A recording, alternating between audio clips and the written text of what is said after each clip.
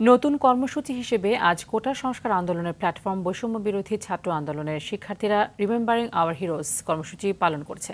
সব শ্রেণী পেশার মানুষকে বৃহস্পতিবার অনলাইন ও অফলাইনে এই কর্মসূচি পালনের আহ্বান জানানো হয়েছে। কর্মসূচিতে নির্যাতনের ভয়ঙ্কর দিন রাতের স্মৃতিচারণ, হতাহত ব্যক্তিদের নিয়ে পরিবার ও সহপাঠীদের স্মৃতিচারণ এবং আন্দোলনকে কেন্দ্র করে নির্যাতনের ঘটনা নিয়ে চিত্রাঙ্কন ও গ্রাফিতি, দেয়াল লিখন, ফেস্টুন ও ডিজিটাল পোর্ট্রেট তৈরি করবে তারা। এছাড়াও নিপীড়ন বিরোধী শিক্ষক সমাবেশ করেছেন শিক্ষকরা। ঢাকা বিশ্ববিদ্যালয়ে অপরাজেয় বাংলায় জড়ো হয়ে বক্তব্য দেন তারা।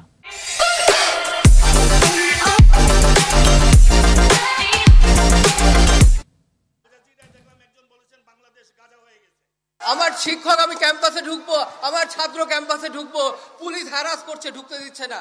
এটা কোন দেশ? নিজেকে শিক্ষক হিসেবে পরিচয় দিতে চাই না। আমি এসেছি এখানে মানুষ হিসেবে। আমি কার জন্য দাঁড়িয়েছি? আমি আমার সন্তানদের জন্য দাঁড়িয়েছি। বাচ্চাদের রক্তে নিজেকে রঞ্জিত করতে পারে, এই যে এত বাচ্চাকে গুলি করলেন, এত মায়ের বুক খালি করলেন, নিহত বাচ্চার বুকে গুলি করলেন, আপনি কি করে আবার সুখ যাপন করেন? এখন সময় হয়েছে, আপনার কাছে বিচার চাই না। আপনি ওই পুলিশের গুলির বিচার করতে পারবেন না। কাজেই একটা গণতান্ত্রিক প্রক্রিয়ার মাধ্যমে সুষ্ঠুভাবে এর বিচার নিষ্পত্তি করার ব্যবস্থা করতে হবে।